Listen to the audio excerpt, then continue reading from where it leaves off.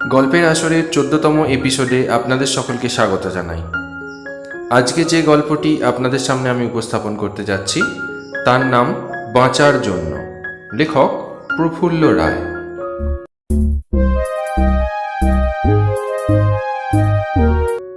মাঘ মাস শেষ হয়ে এলো, তবু শীত যাবার নাম করে না।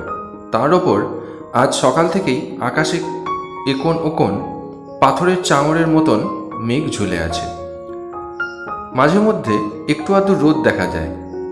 মেঘাচ্ছন্ন ভারী আকাশ আচমকা চমক দিয়ে ওঠে, পরক্ষণেই আভাটুকু নিভে যায়। বিষ্ণুপদ যখন উত্তরের মাঠে এসে পৌঁছল, শীতের বেলা হেলে গেছে, গাছপালার ছায়া লম্বা হতে শুরু করেছে। বিষ্ণুপদর বয়স 40-এর কাছাকাছি। ঢিবির মতন মোটা নাকটায় অঢল ধারে ঘোলাটের চোখ, ভুরু নেই বললেই হয়, কালচে পুরু ঠোঁট নিচের দিকে ঝুলে আছে, ভাঙা গলা তার, অস্বাভাবিক ঢেঙা, গায়ে খসখসে কালো চামড়া থেকে খই উঠছে। সব মিলিয়ে একটা বাজে পোড়া তাল গাছ যেন। লোকটার সারা গায়ে মোটা মোটা চওড়া চওড়া শুধু হাড়। এই কাঠামোয় যদি একটু মাংস লাগতো, বিষ্ণুপদ পাহাড়ের মতন প্রকাণ্ড বলশালী একটা মানুষ হয়ে উঠতে পারত। আচ্ছাদন বলতে তার কোমরে নোংরা চিটচিটে নেংটি আর হাজার গন্ডা তালি দেওয়া চিত্র বিচিত্র জামা, মাথায় গামছা বাঁধা। এছাড়া কাঁধে একটা টাঙ্গি রয়েছে বিষ্ণুর, কোমরে ধারালো দা গোঁজা। আজ 3 দিন কাজ নেই বিষ্ণুপদর। কাজ নেই, কাজেই রোজগারও নেই।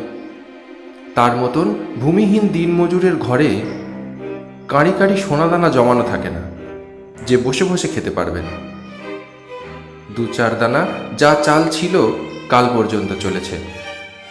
আজ যদি কাজ কিছু জুটতে পারে তবে ছেলে বউকে খাওয়াতে পারবে সে, নইলে উপোস। ঘুম থেকে উঠেই কাজের খোঁজে বেরিয়ে পড়েছিল বিষ্ণুপদ, কিন্তু কোথায় কাজ? ঘুরে ঘুরে যখন ক্লান্ত আর হতাশ, সেই সময় উত্তরের এই মাঠটার কথা মনে পড়ে গিয়েছিল তার।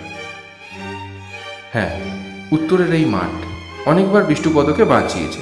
এখান থেকে কোনোবার ফল পাকুড়, কোনোবার শাক পাতা, কোনোবার পাখি টাকি, কোনোবার মিঠো কচ্ছপ, কোনোবার খরগোশ নিয়ে গিয়ে ছেলেপুলের প্রাণ রক্ষা করেছে সে। আজও আশায় আশায় এসেছে। মাঠে নেবে কিছুক্ষণ দাঁড়িয়ে রইল বিষ্ণুপদ। জায়গাটা বেশ নির্জন। ডাইনে বাঁয়ে যেদিকে যতদূর চোখ যায় ঘাসে ভরা জমি। সেই জমিতে ঘাস অবশ্য সজীব সতেজ উজ্জ্বল নেই, বিবর্ণ ফ্যাকাশে হয়ে গেছে। মাঝে মাঝে ঝোপঝাড়, গাছগাছালি। মাঠের ভেতর দিয়ে একটা খালও গেছে। চারিদিকে দেখতে দেখতে একসময় হাঁটতে শুরু করলো বিষ্ণুপদ। এই পড়ন্ত বেলায় মাথার ওপর দিয়ে ঝাঁক ঝাঁক পাখি উড়ছে। বিষ্ণুপদ ভাবল, গুলতিটা যদি নিয়ে আসতাম, আকাশ থেকে খুব সহজেই 2-1টা পাখি নামানো যেত। না, বড্ড ভুল হয়ে গেছে। চলতে চলতে যে ঝোপ অথবা গাছ সামনে পড়ছে, তীক্ষ্ণ দৃষ্টিতে লক্ষ্য করছে বিষ্ণুপদ। ঘাসের জমিতেও তার কাম্য তেমন কিছু চোখে পড়ছে না। অনেকক্ষণ হাঁটবার পর হঠাৎ মাঠের মাঝখানে খালের দিকে নজর যেতেই থমকে গেল বিষ্ণুপদ। খালের পাড়ে একটা মেয়ে মানুষ দাঁড়িয়ে রয়েছে, এক দৃষ্টে প্রায় পলকহীন তাকেই দেখছে। বিষ্ণুপদ যেখানে দাঁড়িয়ে আছে সেখান থেকে 10 পা হাঁটলেই মেয়ে মানুষটিকে ধরা যায়। এত কাছে বলে স্পষ্ট দেখা যাচ্ছিল। মেয়ে মানুষটির চোখ ত্রস্ত, সন্দিগ্ধ। এই জীর্ণ মাঠে শীতের অবেলায় কোথা থেকে এলো মেয়ে মানুষটি? বিষ্ণুপদ ভেবে পেল না। সেও তাকিয়ে আছে। মেয়ে মানুষটির রং শ্যামলা, গোলগাল ভাটা গড়ন, বোচা নাক, পুষ্ট বুক। স্বাস্থ্য এত উদ্দাম আর অঢেল যে পরনের খাঁটো শাড়িটায় বাগ মানছে না। তার হাতেও একটা বড় কাটারি। অনেকক্ষণ পর বিষ্ণুপদ শুধল, তুমি কে গা মেয়ে ছেলে? তীক্ষ্ণ চাপা গলায় মেয়ে মানুষটি বলল, যেই হয় না, তুমি এখানে কোত্থেকে যাও দেখিনি? যাই কইলি কি যাওয়া যায় নাকি? এখানে আমার কাজ আছে। কি কাজ? সে আছে বলে থামলো একটু বিষ্টুপদ। তারপর আবার বলল, এই নির্জন মাঠে একা একা তুমি এইছ? মেয়ে মানুষটি বলল, আমারও কাজ আছে। নিজের অজান্তেই পা বাড়াতে যাচ্ছিল বিষ্টুপদ।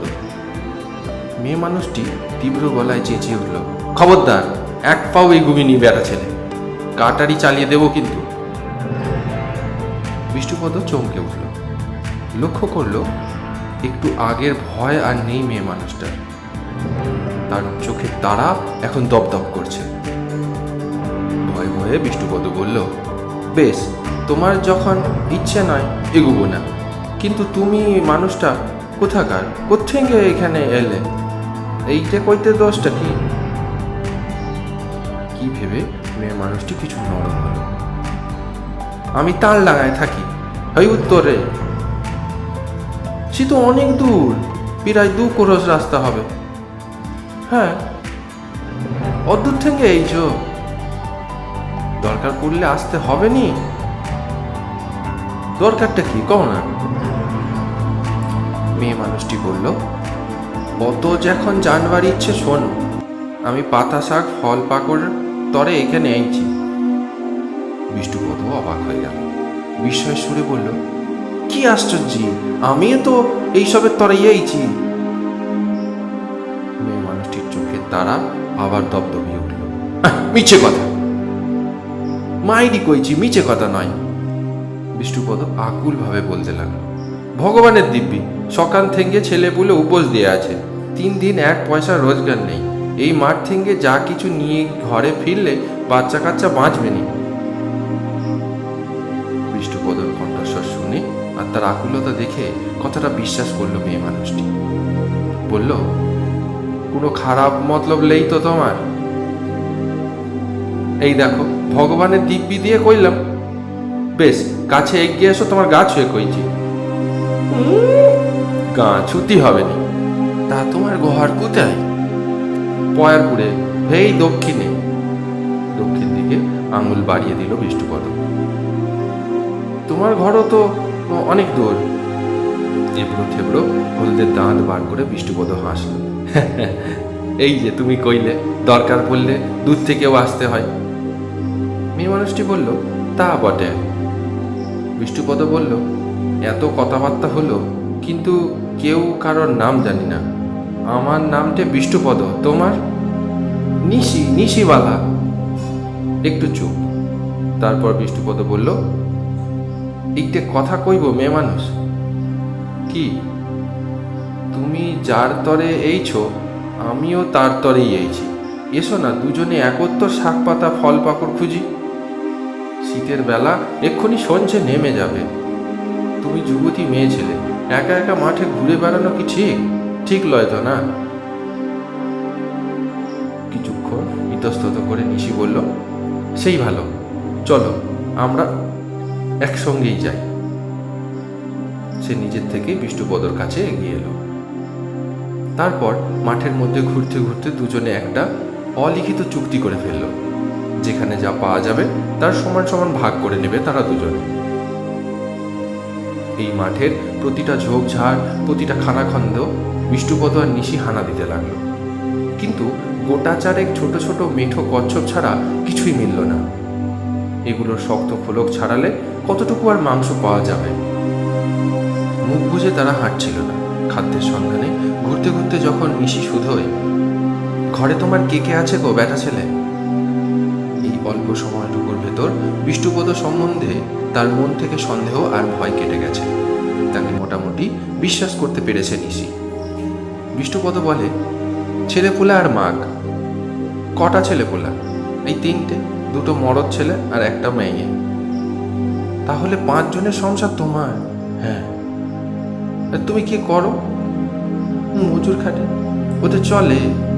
চলে আর কই, প্রায় দিন তো আধ পেটা খাই, লইলে উপোস। একটু ভেবে নিশি বলে, জমিন টমিন আছে?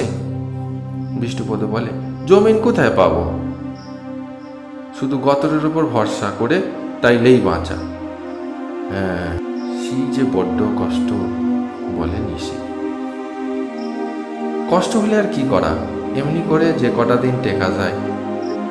কখনো বিষ্ণুপদ শুধোয়, আমার কথাই শুধু শুনবে, তোমার কথা কও। নিশি বলে, আমার আবার নতুন কথা আছে নাকি? গতরের ওপর আমারও ভরসা। শিখি আর বুঝতে পারিনি ভাবছ, ঠিকই পেরেছি। আমি সে কথা শুধাচ্ছি নে গো মেয়ে ছেলে। তবে কি শুধাচ্ছ? ঘাড় ফিরিয়ে সঙ্গিনীকে এক পলক দেখে নিল বিষ্ণুপদ, তারপর বলল, শাখা সিঁদুর দেখছি নে, মেয়ে ছেলের কি একখানে বিয়ে হয়নি? অন্য মনস্কের মতো নিশি বলল, হয়েছিল। তাইলে? বিষ্ণুপদ কি জানতে চায় নিশি বুঝতে পারল। বিয়ে হয়েছিল, অথচ তার হাতে শাখা নেই, কপালে সিঁদুর নেই। তাই হয়তো বিষ্ণুপদর ধান্দা লেগেছে। ভারী বিষণ্ণ গলায় নিশি বলল, আমার মরদটা লেই গো, সে তো মরে গেছে। জিভের ডগায় আক্ষেপের সূচক শব্দ করল বিষ্ণুপদ, দুঃখের গলায় বলল, আহা গো, এই বয়সে স্বামী খোয়ালে? নিশি চুপ করে রইল, কোনো উত্তর দিল না। বিষ্ণুপদ আবার বলল, তাহলে কি হয়েছিল, রোগ ব্যামো? নিশি বলল, না, যোদ্ধারের সঙ্গে লড়তে গিয়ে মরেছে। পেটে সর্গি চালিয়ে দিয়েছিল ওরা, নাড়ি ভুড়ি বেরিয়ে এসেছিল। শিখি চোখে দেখা যায় না গো। বলতে বলতে হঠাৎ এই জনহীনের স্তব্ধ প্রান্তরকে চমকে দিয়ে গলা ফাটিয়ে কেঁদে উঠল, ও বাবা গো, আমার কত বড় জোয়ান মরদটাকে ওরা মেরে ফেলল। বিষ্ণুপদ একটু দ্বিধা করল, তারপর নিশির রুক্ষ চুলে হাত বুলাতে বুলাতে সান্ত্বনা দিতে লাগলো, কেঁদুনি মেয়ে ছেলে, কেঁদুনি, খেতি যা হবার হয়ে গেছে। অনেকক্ষণ পর শোকোচ্ছ্বাস শান্ত হলে বিষ্ণু শুধল, ছেলেপুলে কটা গো তোমার? আবছা গলায় নিশি বলল, লেই। তবু রক্ষে। নিশি চুপ করে রইল। বিষ্ণুপদ আবার শুধল, সংসারে আর কে আসে তোমার? বুড়ি সাউরি আসে, দিন রাত্রির হাঁ করেই থাকে, বড্ড খিদে বুড়ির। অত বড় পাহাড় পানা তো ছেলেটাকে খেলে তবু খিদে মেটে না। ওর হাঁ বুঝতে বুঝতে একদিন আমিও সাওয়ার হয়ে যাব মনে হচ্ছে। বিষ্ণু বলল, জমিন টমিন আছে? নিশি বলল, থাকলে কি আর শাক পাতার তরে মাঠে মাঠে ঘুরে মরছি? দুজনেই খুঁজছে, খুঁজেই যাচ্ছে, কিন্তু জননীর মতো এই বিশাল মাঠ আজ বড় কৃপণ, বড় নির্দয়। 4টে মেঠো কচ্ছপের পর গোটা 5 পাকা বেল ছাড়া এখনো পর্যন্ত আর কিছুই পাওয়া যায়নি। আধা আধি ভাগ করলে আর কতটুকুই বা পড়বে। শীতের বেলা হেলে পড়েছে, রোদ টোদ এখন আর নেই। সূর্যটা পশ্চিম দিকের ঘন গাছপালার আড়ালে কখন টুক করে নেমে গেছে বিষ্ণুপদ বা নিশি টেরই পায়নি। দ্রুত চারিদিক ছায়াচ্ছন্ন ঝাপসা হয়ে যাচ্ছে। সকাল থেকেই আকাশে এধারে ওধারে মেঘের চাঙড় ঝোলাঝুলি করছিল, হঠাৎ সেগুলো অনেকখানি নেমে এসেছে যেন। ফোঁটা ফোঁটা বৃষ্টিও শুরু হয়েছে, তার উপর কনকনে উত্তরে বাতাস। চামড়া মাংস ভেদ করে বাতাসটা একেবারে হাড়ে গিয়ে বিঁধছে। ঠান্ডা তৃণভূমি থেকে হিম উঠে আসছিল। ডান পাশ থেকে নিশি বলল, আজ বড্ড শীত, তাই লয়? অন্য মনস্কের মতো বিষ্ণুপদ উত্তর দিল, হ্যাঁ। আবার বৃষ্টিও শুরু হলো, হ্যাঁ। বিষ্ণুপদ নিশির কথার উত্তর দিয়ে যাচ্ছিল ঠিকই, কিন্তু মনে মনে অন্য কথা ভাবছিল। ভাগের ভাগ দুটো কচ্ছপ আর 2.5খানা বেল বাড়িতে নিয়ে গিয়ে সে কার মুখে দেবে? সে বলল, আর কিছু না হলে তো চলবে না মেয়ে ছেলে, আমার সংসারে আবার 5টা মুখ। নিশি বলল, ঠিক কথা, কিন্তু সন্ধে নেমে এলো যে, বৃষ্টিও তো পড়তে লেগেছে, এখন আর কিছু পাওয়া যাবে? তার চোখে মুখে গলার স্বরে সন্দেহ। দেখি, বলতে বলতেই বিষ্ণুপদের চোখ তীক্ষ্ণ হয়ে উঠল। সামনে আঙুল বাড়িয়ে ঈষৎ উত্তেজিত গলায় জিজ্ঞেস করলো, ওইটা কি গো? নিশি সেই দিকে তাকিয়ে বলল, শোর মনে হচ্ছে। হ্যাঁ, মোয়াটা ওখানে কি করছে? ভালো করে লক্ষ্য করলো বিষ্ণুপদ, তারপর বলল, মাটি খুঁড়ছে। নিশি জানালো, শুয়োরটা যখন মাটি খুঁড়ছে ওখানে নিশ্চয় কিছু পেয়েছে।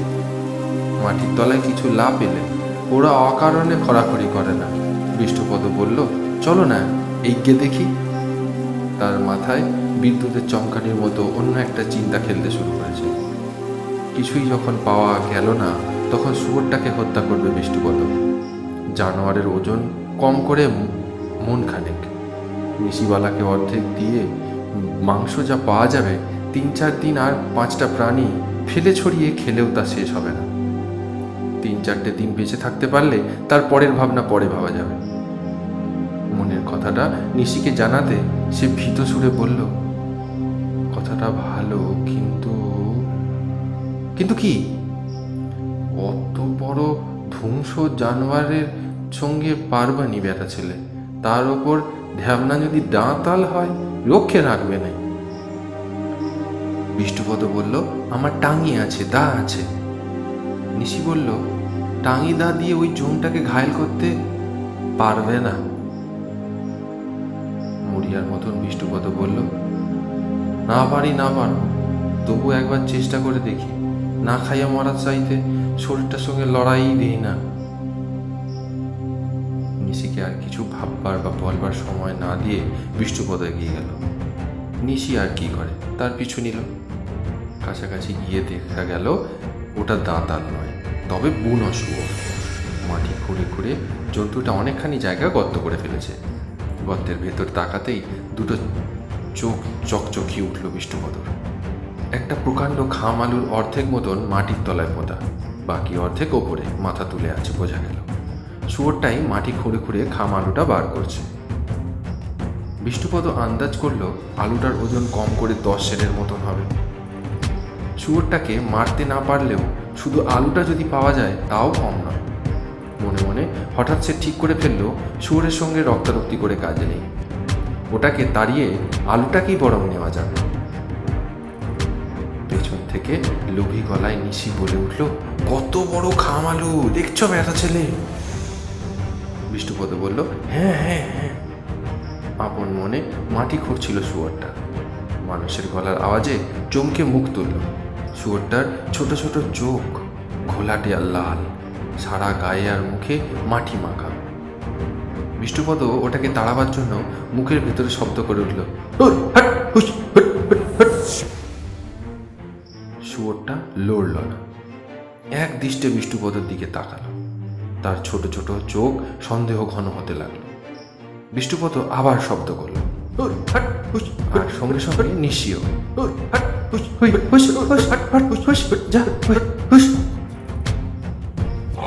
কিন্তু শুয়োরটা অনড়। বিষ্ণুপদ বলল, আমার খচ্চর আছে, লড়বে না মনে হইতেছে। নিশি বলল, আমরা খাওয়ানোটা লেবো, বুঝি টেরবেই সে। তা হবে, বিষ্ণুপদ বলতে লাগলো। হল্লা করে কিছু হবে নি মেয়ে ছেলে, শালার ব্যাটা টাঙির কোপ খাবার তরে গাগুলোস। বলে এগিয়ে কাঁধ থেকে টাঙিটা নামিয়ে শুয়োরটার ঘাড়ের কাছে কোপ ঝাড়। কোপটা ঠিক মতো লাগেনি, শুয়োরটার ঘাড় থেকে একটুখানি ছাল ছিঁড়ে গেল মাত্র। হিংস্র কুবিল চোখে একটুখানি তাকিয়ে থেকে জন্তুটা হঠাৎ তেড়ে এলো। আচমকা তাড়া করবে বিষ্ণুপদরা ভাবতে পারেনি। তারা ঊর্ধ্বশ্বাসে দৌড়তে লাগলো। অনেক দূর পর্যন্ত তাড়িয়ে নিয়ে গিয়ে শুয়োরটা আবার খাম আলুর কাছে গিয়ে দাঁড়ালো। বিষ্ণুপদরা কিন্তু দমল না। একটু পরে তারাও শুয়োরটার কাছে ফিরে এলো। সেই আবার কোপ লাগালো বিষ্ণুপদ। এবার পিঠের কাছে অনেকটা কেটে গেল। রক্তাক্ত জানোয়ারটা আবার বিষ্ণুপদদের তাড়া করল। তারা খেয়ে বিষ্ণুপদরা দূরে চলে যায়। তারপর ফিরে এসে সুবিধা মতো শুয়োরটাকে একটা একটা করে ঘা দেয়। এভাবেই বেশ কিছুক্ষণ চলল। এদিকে শীতের সন্ধে আরও নিবিড় হয়ে যাচ্ছে। গাছগাছালির ফাঁকে ছায়া ঘন জমাট বাঁধা অন্ধকার। খানিক আগে ফোঁটা ফোঁটা বৃষ্টি পড়ছিল, এখন বেশ জোরেই নেমেছে। তার সঙ্গে উত্তরে হাওয়া তো আছে। নিশি হতাশ হয়ে পড়েছে। সে বলল, ছাড়ান দাও ব্যাটা ছেলে, ও জমের মুখ থেকে তুমি খামানো নিতে পারবে? বিষ্ণুপদর জেদ চেপে গিয়েছিল। সে বলল, কখনো না, খামানো না নিয়ে আমি ছাড়ছি না। সুবিধে হলে আলুটাও লোবো, সরে ছানাকেও শেষ করবো। আমার মাথায় একটা বুদ্ধি খেলেছে। এবারে দুজনে ওঠার সামনে দাঁড়াবো নি। আমি সামনে দাঁড়াবো, তুমি ওইটা পেছনে দাঁড়াবে। আমায় যদি তারা লাগায় তুমি পেছনে কোপ ঝাড়বে, তোমায় যদি তারা লাগায় আমি কোপ ঝাড়ব। পরিকল্পনা অনুযায়ী বিষ্ণুপদ আর নিশি শুয়োরটার সামনে আর পেছনে দাঁড়ালো। শুয়োরটা কি বুঝলো কে জানে, হয়তো আন্দাজ করলো, আর এত কষ্টের খামালোটার দাবিদার উঠেছে। আঘাত আনবার আগেই শুয়োরটা হঠাৎ ঘাড় ভোঁজে বিষ্ণুপদের দিকে ছুটে এলো। জন্তুটা এত দ্রুত চলে এসেছে আত্মরক্ষার সময় পাওয়া গেল না। সকাল থেকে পেটে একটা দানাও পড়েনি বিষ্ণুপদর। শরীরটা এমনিতেই দুর্বল হয়ে আছে।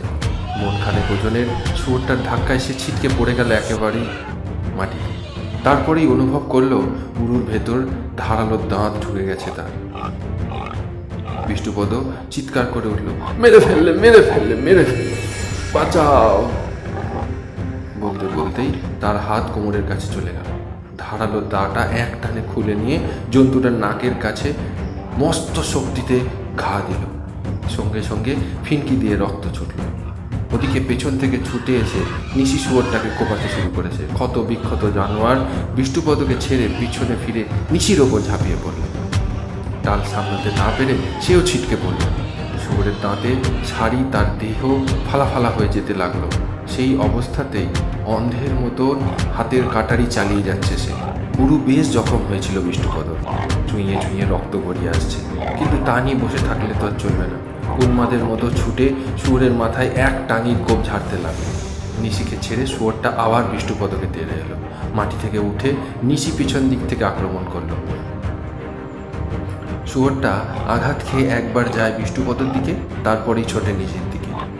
দেখতে শীতের ঝাপসা বেলা শেষে এই নির্জন প্রান্তর পৃথিবীর আদিম রণভূমি হয়ে উঠল। খাদ্যের জন্য দুই মানব মানবী আর এক হিংস্র জন্তু লড়াই চালিয়ে যাচ্ছে। অনেকক্ষণ যুদ্ধের পর মুখের কাছে টাঙ্গির প্রচণ্ড ঘা খেয়ে শুয়োরটা প্রাণ ফাটানো চিৎকার করে উঠল। অসহ্য যন্ত্রণায় কিছুক্ষণ মাটিতে গড়াগড়ি খেয়ে তীরের মতো পশ্চিমের জঙ্গলের ভিতরে ছুটতে ছুটতে অদৃশ্য হয়ে গেল। শুয়োরটা পালিয়ে যাওয়ার পর বিষ্ণুপদ আর নিশি অনেকক্ষণ নির্জীবের মতন পড়ে থাকল। তারপর ধুকতে ধুকতে উঠে খামালুর বাকিটা খুঁড়ে বার করে ফেলল। খামালু, কচ্ছপ আর বেল এক জায়গায় জড়ো করে ওরা ভাগাভাগি করতে যাবে, এই সময় জোর বৃষ্টি ঝেঁপে। যতক্ষণ লড়াই চলছিল বুঝতে পারা যায়নি। উত্তেজনা আর আদিম হিংস্রতা ছাড়া শরীর বা মনে অন্য কোনো বোধ ছিল না। এখন বিষ্ণুপদ টের পেতে লাগলো ভীষণ শীত করছে। হাড়ের ভেতর থেকে দুরন্ত কাঁপুনি উঠে আসছে। দাঁতে খিল লেগে যাচ্ছে মনে হচ্ছে যেন। বিষ্ণুপদ বলল, কি নচ্ছার বৃষ্টি এলো গো। নিশি কাঁপতে কাঁপতে বলল, এইখানে দাঁড়িয়ে থাকলে নিঘাত মরতে হবে বেটা ছেলে, একটা কিছু ব্যবস্থা করো। কোথায় যাওয়া যায় বলো দেখিনি। কি ভেবে নিশি বলল, ওই পশ্চিম দিকে একটা শ্মশান ঘাট রয়েছে না, সেখানে তো একটা ঘর আছে, চলো না সেইখানেই যাই।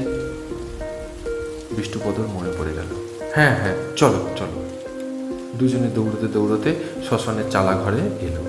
ঘরটা সব যাত্রীদের বসবার জন্য এক সময় তোলা হয়েছিল। গায়ের রক্ত মুছে নিশি আর বিষ্ণুপদ বসে বসে কিছুক্ষণ হাঁপালো। তারপর বিষ্ণুপদই বলল, বড্ড খিদে পেয়েছে মেয়ে ছেলে। নিশি বলল, আমারও। খাবার জোগাড় করি এসো। খামালু খানিকটা কেটে ফেলল নিশি। বিষ্ণুপদ একটা কচ্ছপের খোল ছাড়িয়ে মাংস বার করল। কিছুক্ষণ আগে কারা একটা মরা পুড়িয়ে গিয়েছিল, সেখান থেকে আগুন এনে মাংস আর আলু ঝলসে নিয়ে এলো দুজনে। তারপর খেয়ে দিয়ে তৃপ্তির ঢেকুর তুলল। বিষ্ণুপদ বলল, সারাদিন পর এই পেটে পড়ল। নিশি বলল, আমারও। খাওয়া হলো, এখন যদি একটা বিড়ি পাওয়া যেত। হ্যাঁ, আমারও পানের বড্ড শখ, যদি পেতাম গো। এদিকে বৃষ্টির জোর আরও বেড়েছে। আকাশ ফালা ফালা করে বিদ্যুৎ চমকে যাচ্ছে। নিশি বলল, এই বৃষ্টি আজ ছাড়বেনি মনে হচ্ছে। হ্যাঁ, বিষ্ণুপদ মাথা লাগল। আজ রাত্রিটা এখানেই কাটাতে হবে। তাই মনে হচ্ছে। আরও কিছুক্ষণ পর বিষ্ণুপদ বলল, বসে থেকে আর কি হবে, আমি শুয়ে পড়লাম। নিশি বলল, আমিও শোবো। দুজনে ঘরের দুদিকে শুয়ে পড়ল। মাঝখানে বেশ খানিকটা দূরত্ব। রাত আরও গাঢ় হলে নিশি হঠাৎ বলে উঠল, বেটা ছেলে। ঘরের দুই প্রান্ত থেকে বিষ্ণুপদ সাড়া দিল, কি হয়েছে কও? আমার কাছে এসো। কেন? বড্ড শীত, একটু আমার পাশে সরে শুলে আমার একটু দুজনের গায়ে গায়ে একটু গরম হতো। সেই দুর্যোগ ভরা শীতের রাতে পরস্পরের দেহের উত্তাপ বাঁচিয়ে রাখার জন্য নিশি আর বিষ্ণুপদ কাছাকাছি শুয়ে থাকল। পরদিন সকালবেলা কচ্ছপ আর যুদ্ধ করে জেতা খাম আলু ভাগাভাগি করে নিশি গেল উত্তরে আর বিষ্ণুপদ দক্ষিণে। আজকের গল্পটি তবে এখানেই শেষ হলো। গল্পটি যদি আপনাদের ভালো লেগে থাকে তাহলে অবশ্যই লাইক করবেন, আর যদি চ্যানেলে নতুন হয়ে থাকেন তাহলে অবশ্যই চ্যানেলটিকে সাবস্ক্রাইব করে পাশে থাকা বেল আইকনটা প্রেস করে দিয়ে আমাদের সাথে থাকবেন। ভালো থাকবেন, সুস্থ থাকবেন, সাবধানে থাকবেন। আবার আসবো ভিন্ন স্বাদের অন্য গল্প নিয়ে এই গল্পের আসরে।